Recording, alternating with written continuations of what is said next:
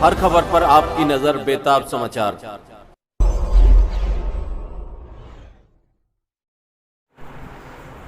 एक क्या वजह है कि पूरे देश में भाजपा के खिलाफ तमाम पार्टियां जो एक दूसरे के खिलाफ थी, वो सभी आप जानते हैं कि कांग्रेस और आम आदमी पार्टी दिल्ली में एक दूसरे के खिलाफ थी।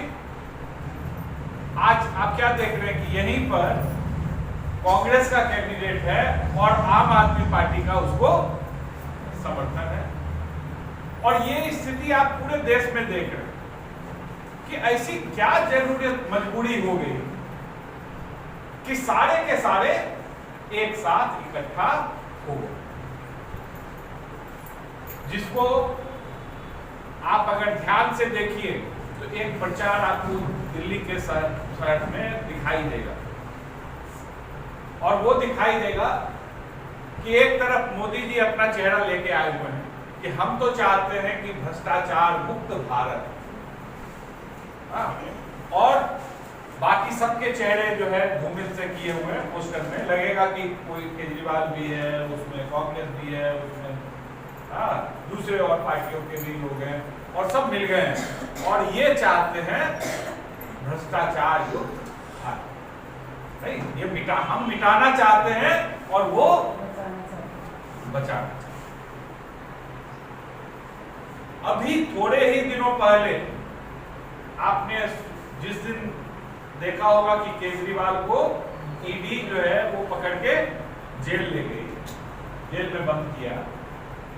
उसके बाद ही सुप्रीम कोर्ट में एक फैसला आया, और उसी फैसले के बारे में मैं आपको बताना चाहता हूं क्योंकि उसको समझना बहुत जरूरी है।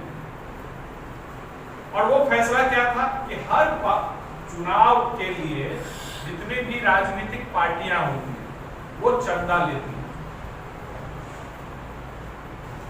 चंदा किससे लेंगी? तो चंदा तो लेंगी किससे? तो एक तो है कि जनता से।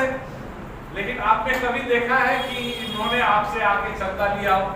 कम्युनिस्ट पार्टियों की बात छोड़ दीजिए, अब वो तो आते हैं और आपसे कहते हैं कि 10 रुपए, 20 रुपए, 50 रुपए जो भी है दीजिए।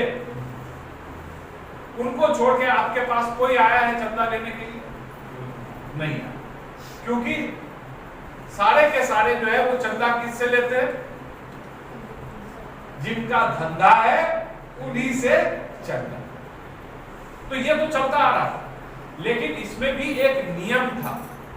नियम ये था कि आप किसी कंपनी से, कोई भी कंपनी चंदा जो लेती है वो अपने मुनाफे का, अगर 100 रुपया मुनाफा है उस कंपनी का, तो सिर्फ 7.5 रुपया जो है वो चंदा दे सकती है।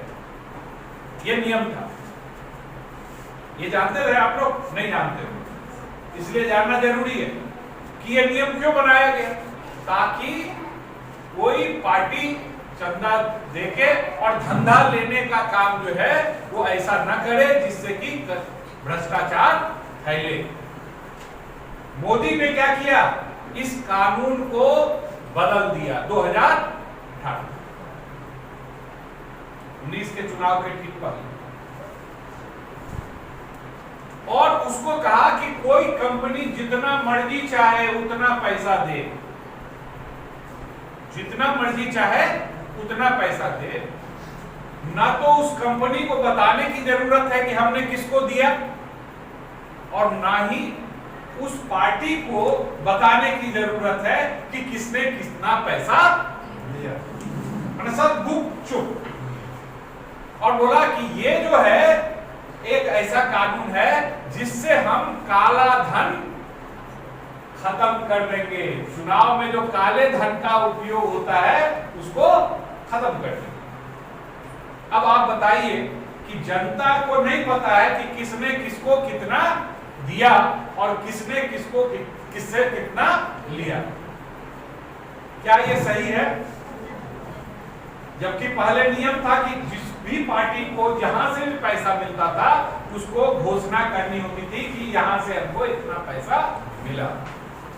आप सोचिए कि जिस दिन केजरीवाल को गिरफ्तार किया गया, उसी के बाद जब सुप्रीम कोर्ट ने कहा कि ये कानून क्या है, गलत है और इस कानून को तुरंत ही खत्म किया जाता है, ये गैर कानूनी है, ये जो कानून है वो संविधान के खिलाफ है और इसको तुरंत वापस लिया जाए। और दूसरा कहा कि जिसने जिसको जितना पैसा दिया है उसका सब जो है जारी करे। तो स्टेट बैंक जिसकी जिम्मेदारी थी, जिसके जरिए ये लेन देन होता था, उसने बहुत मना किया, लेकिन उसके बावजूद जब सुप्रीम कोर्ट ने कहा तो जब लिस्ट निकली तो क्या निकला कि जो रेड्डी जिसने केजरीवाल के खिलाफ गवाही दी थी, यानी जिसने बताया था सरकारी गवाह बनके, उसी रेड्डी से भाजपा ने जो है वो 60 करोड़ रुपए लिए थे। आप समझ लो, और सरकारी गवाह बना के उसको छोड़ दिया और इधर गिरफ्तार कर लिया। तो सीधा सीधा क्या दिखाई दे रहा है, एक तरफ आप कह रहे हो कि भैया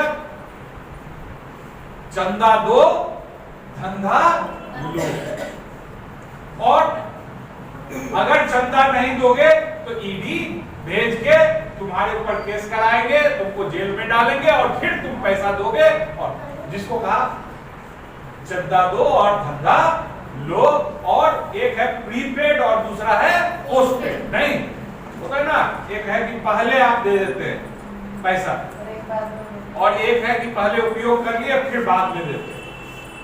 तो आपने देखा होगा रेड माइनर्स वाला जो हिमाचल में फंसा था ना, जिसके मजदूर फंस गए थे सुरंग में और उसमें से निकाल के लाने का काम जिसने किया उसका घर तोड़ दिया यार। ये भी आपने देखा होगा, ये बगल में आपके है, काहे कि वो मुसलमान है। नहीं, यही हालत है ना, जिसने ये नहीं देखा, धर्म नहीं देखा, जाके वहां निकाला लोग। वो कंपनी उसने बीजेपी को हजारों करोड़ रुपए चंदा दिया, जो सब छिपा हुआ था वो सब निकल के आ रहा है। तो जब निकल के आ रहा है तो साफ साफ दिखाई दे रहा है कि जो आवाज निकली थी कि भ्रष्टाचार मुक्त भारत करेंगे, उसमें क्या निकल के आ रहा है कि इसने तो भ्रष्टाचार को ही कानून बना दिया और सारा पैसा जो है वो भाजपा के खाते में, और बाकी पार्टियों को या तो जेल और नहीं तो उसको जो है उसके ऊपर ईडी और सीबीआई का छापा, या तो तुम मेरे साथ आ जाओ नहीं तो तुमको जो है। क्या ये जनतंत्र इससे बचेगा? नहीं। सवाल यही है आज के डेट। आप जब पहलवानी होती है तो 50 किलो के वजन वाले पहलवान को अगर 80 किलो और 100 किलो वाले के से भिड़ाओगे तो क्या होगा? कौन जीतेगा? 80 किलो वाला जीतेगा। तो बड़ा होता क्या है, जब भी पहलवानी होगी अगर तो बराबर के लोगों के बीच में पहलवानी। लेकिन आज हालत क्या हो गई है? आज हालत यह है कि एक तरफ भाजपा है जिसके पास तमाम जितने भी पूंजीपति हैं देसी विदेशी सबसे, उन्होंने पैसा करोड़ों हजारों करोड़ रुपए ले रखे हैं। उसके एक एक कैंडिडेट को 80-80, 100-100 करोड़ रुपए मिल रहे हैं चुनाव के प्रचार के लिए। और दूसरी तरफ जो है हालत यह है कि किसी का बैंक अकाउंट फ्रीज कर दिया है, किसी को कोई क्या कहते हैं अपने बैंक से ही पैसा नहीं निकाल सकता, इनकम टैक्स का, ईडी का, सीबीआई का, तमाम तरह के छापे। तो कुल मिला के हालत क्या है कि जब एक तरफ दिखाई दे रहा है कि जिसके सामने कोई टिक ही नहीं सकता, तो दूसरी तरफ क्या कोशिश होगी कि सब मिल जाओ, इकट्ठा हो जाओ, तभी हम इसका मुकाबला कर सकते हैं। ये समझना बहुत जरूरी है। कई लोगों को भ्रम होता है, आज वो समय नहीं है कि हम पूछे कि तुम्हारा क्या था जब यहाँ दंगा हो रहा था, तो केजरीवाल तुम कहां थे, अमानुल्लाह को क्यों तुमने अकेले छोड़ दिया, ये अभी वक्त नहीं है। अभी वक्त ये है कि हम सब इकट्ठा हो जाएं। ये एक परिस्थिति है जिसमें अगर हम सब इकट्ठा नहीं हुए तो हम सबको अकेले अकेले करके मार दिया जाएगा, अकेले अकेले करके खत्म कर दिया जाएगा, उनको कमजोर कर दिया जाएगा। और इस सब के पीछे उद्देश्य क्या है, आप हम सबको समझना बहुत जरूरी है। भाई, रोटी जब पकाते हैं, एक तरफ अगर ज्यादा गर्मी आ जाए तो क्या होगा,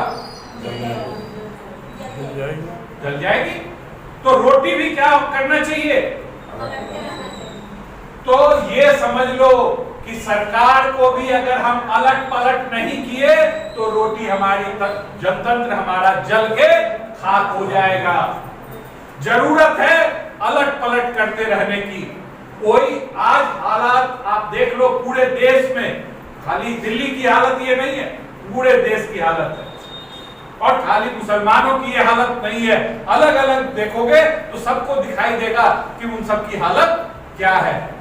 एक झूठा दुश्मन बना दो, फॉल्स नैरेटिव जिसको कहते हैं, झूठी कहानी गढ़ दो। और वो कहानी क्या है, अगर ये हम लोगों की भी विचारधारा है, अमेरिका में भी ये नियम है।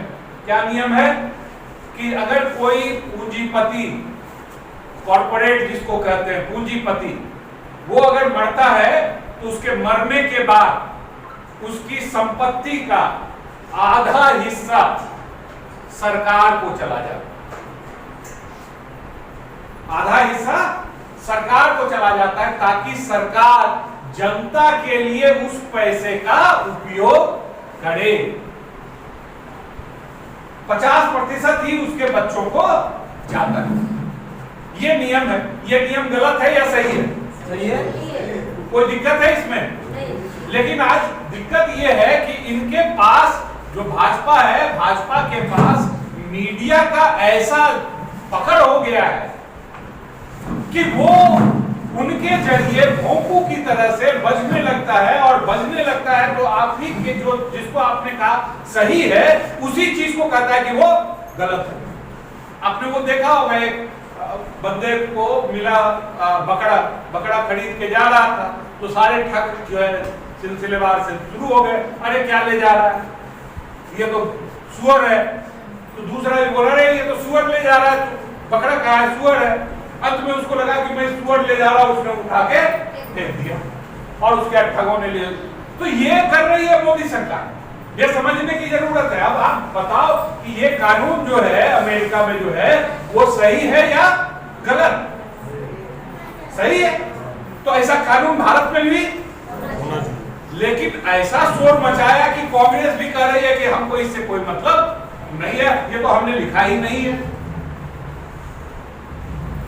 उनका एक नेता सिर्फ क्या है, बोला इस बात को कि अमेरिका में ये कानून था। आपने देखा होगा उस टीवी में। अब उसने इसको क्या बना दिया, देखो तुम्हारा घर ले जाएगा, तुम्हारा मंगलसूत्र ले जाएगा, तुम्हारे जो जमीन पर कब्जा करेगा, ये तुम्हारे बच्चों से उसकी संपत्ति छीन लेगा। यानी पूंजीपति का से जो आधी संपत्ति देने का कानून है उसको जनता के ऊपर थोप देने का कानून। ये है झूठ, ये है झूठ की खेती। इसको अगर हम लोगों ने नहीं समझा तो हम लोग एक दूसरे का कमीज फाड़ते हुए दिखाई देंगे और उसी का फायदा उठा के ये कॉर्पोरेट जिसको उसी पूंजीपति, ताकि उन पूंजीपतियों के खिलाफ कोई कानून न बने, ये है उसकी चाकर। ये असली चाकर किसका है? उसी अडानी और अंबानी। आज उसी अडानी अंबानी को भी लगने लग गया है कि कहीं मामला गड़बड़ है, जनता में असंतोष है।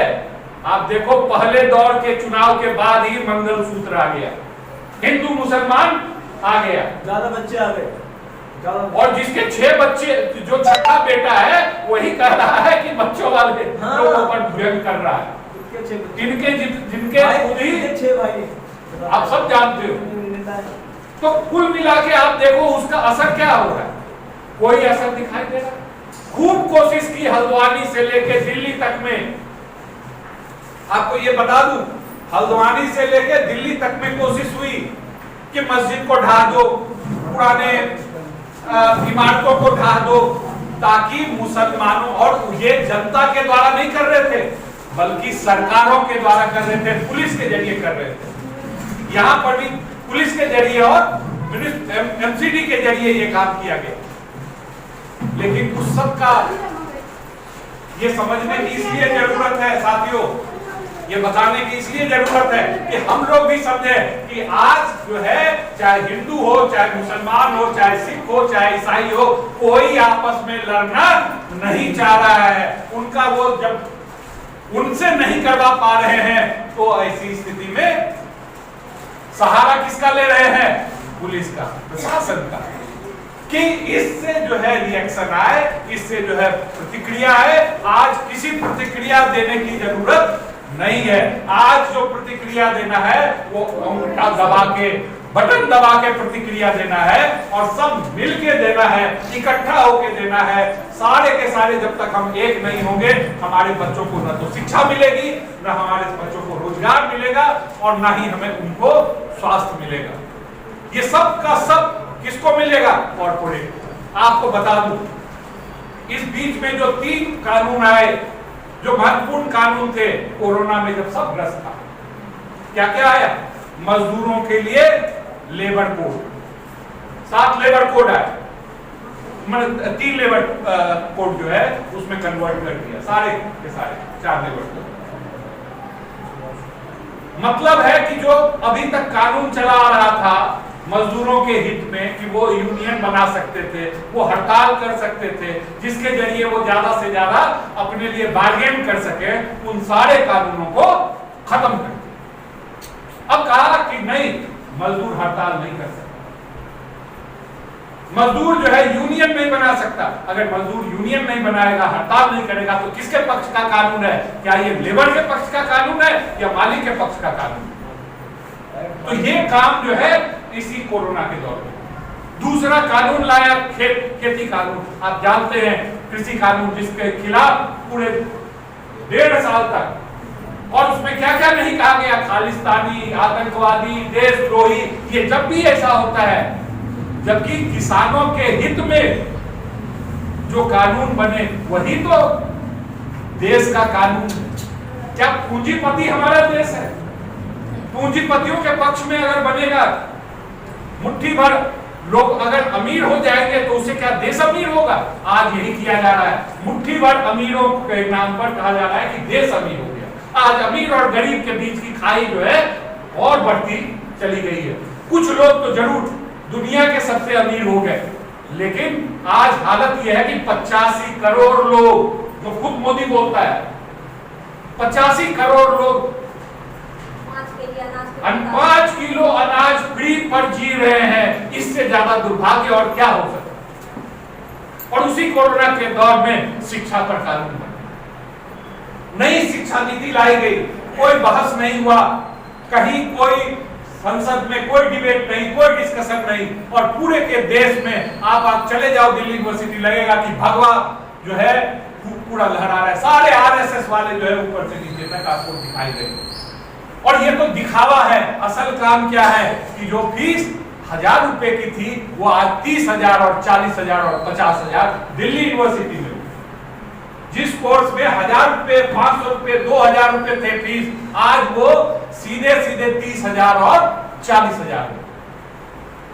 दूसरी तरफ क्या कर रहे हैं कि पूरा का पूरा कॉन्ट्रैक्ट सिस्टम, यानी आपके बच्चे को अब नौकरी जो मिलेगी, चाहे स्कूल हो चाहे कॉलेज हो, वहां पर परमानेंट नहीं मिलेगी, बल्कि ठेके पर मिलेगी। 3 महीने के लिए मिलेगी, 4 महीने के लिए मिलेगी। तो एक तरफ तो बच्चों से ज्यादा फीस लो। प्राइवेट में आप चले जाइए, आपको कम से कम तो 5 से 10 लाख रुपए पर सेमेस्टर फीस है। कितने लोग दे पाएंगे? तो कुल मिला के यही काम किया जा रहा है ना, कि जिसके जेब में पैसा है वही पढ़ेगा, बाकी के लिए स्किल इंडिया जिसका नारा, यानी मोची का बेटा मोची और रिक्शे वाले का बेटा रिक्शा वाला, यही तो किया जा रहा है। क्या हम ऐसा देश चाह रहे हैं? और इस सब चीज से ध्यान भटकाने के लिए वो क्या इस्तेमाल कर रहे हैं? वो इस्तेमाल एक तरफ कर रहे कि कौन है मेरे खिलाफ, देखो जिधर देखोगे उधर मोदी ही मोदी। जैसे गब्बर सिंह बोलता था ना कि गब्बर का विकल्प सिर्फ है कौन, गब्बर, गब्बर से बचा सकता है तो कोई गब्बर। तो आज वही गब्बर जो है हमारे सामने है, और विकल्प क्या है, विकल्प एक ही विकल्प है कि जहां जो भी इसको हरा सकता है उसको हमें जिताना है, जहां जो भी इसको हरा सकता है उसको हमें जिताना है। अगर ये हारेगा तभी हम बचेंगे, तभी विकल्प बचेगा। अब दिल्ली की स्थिति में हम देखें क्या स्थिति है दिल्ली में। अगर लोकतंत्र बचेगा तब तो हम बचेंगे और आप बचेंगे। संविधान कह रही थी ना वो महिला कि बहुत सारे प्रावधान, अरे धारा 370 आप सोचो उसको खत्म कर दिया, किस नाम पे, उससे क्या फर्क पड़ गया, क्या कश्मीर में सब बढ़िया हो गया? बल्कि धारा 370 इसलिए खत्म किया। अब देखो, याद है आप लोग को उस समय जब धारा 370 की बात आई थी तो कहते थे कि अब हम लोग भी जो है वहां जमीन खरीद सकते हैं, याद आ रहा है? और कुछ तो और यहां तक आगे बढ़े कि वहां की महिलाओं के साथ शादी नहीं कर सकते थे, अब हम वहां की कश्मीर की लड़कियों से भी शादी। और आज हालात क्या है कि वहां पर स्थिति है कि जनतंत्र को ही खत्म कर दिया। हमारे हिंदू मुसलमान करने से पूरे इलाके का जनतंत्र ही समाप्त हो गया है। कोई चुनाव नहीं हो रहा और जमीन जो है वो पूंजीपतियों को बांटी जा रही है। आपको हमको जमीन थोड़ी आप खरीद सकते हैं, जमीन कौन खरीदेगा? और वही हो रहा है। इसी जमीन पर कब्जा करने के लिए उन्होंने जो है ये धारा 370 खत्म की और बनाया क्या, हिंदू मुसलमान, भारत पाकिस्तान। ये जब तक चलेगा साथियों, गरीब नहीं चलेगा, गरीबी के खिलाफ आवाज नहीं चलेगी। या तो हिंदू मुसलमान चलेगा या फिर अमीर और गरीब चलेगा। अगर सब जो मेहनत कश है वो एक इकट्ठा हो जाए, एक साथ हो जाए, तो फिर किसी भी तरह के मुकाबले को हम लोग कर सकते हैं, जीत सकते हैं, क्योंकि हमारी संख्या अधिक है। हमारी संख्या को तोड़ने के लिए ये हिंदू और मुसलमान करते हैं। हमारी जरूरत है कि इस सच्चाई को जानते हुए इस पूरे इलाके में हम जितनी भी क्षमता है उस क्षमता का उपयोग करते हुए लोगों के बीच में जाएं, अपनी बात रखें। यहाँ जो बैठे हुए साथी हैं उनको फिर भी बहुत समझ है, जानते हैं, समझते हैं। वहां हालत तो ये है नीचे कि सवेरे खाते हैं, शाम के लिए लगे हुए हैं, उनके पास बहुत ज्यादा सोचने समझने का वक्त भी नहीं है। ऐसे में जरूरत है कि हम लोग नीचे जाएं, एक एक घरों में जाएं, लोगों के पास जाएं, बात करें उनसे। अगर नहीं उनकी अलग समझ है तो हमें उनके साथ बैठ के बात करनी होगी, लेकिन एक भी घर छोड़ना नहीं होगा, टीम बनानी होगी, जो साथी कह रही थी। इस पूरे इलाके में हमें यहाँ पर आज के डेट में इंडिया गठबंधन का जो उम्मीदवार है वो कांग्रेस से है, कन्हैया कुमार है। हम लोगों को बिना किसी झिझक के, बिना किसी के प्लेटफॉर्म से हम जाके प्रचार नहीं करेंगे, ना ही हम कांग्रेस के, ना ही किसी और, नहीं, जनता का एक टीम बनाएंगे, जनता की टीम, कि हम किसी इसके तहत नहीं आ रहे हैं कि कांग्रेस के तहत नहीं आ रहे हैं, आम आदमी पार्टी के तहत नहीं आ रहे हैं, बल्कि हम महिला समिति की तरफ से आ रहे हैं, हम डीवाईएफआई की तरफ से आ रहे हैं, हम सीपीआईएम की तरफ से आ रहे हैं। हम अपील कर रहे हैं आपसे कि आप इस वजह से इंडिया गठबंधन को वोट दो, वोट दो, क्योंकि भाजपा को बनाना है, देश को बचाना है, लोकतंत्र को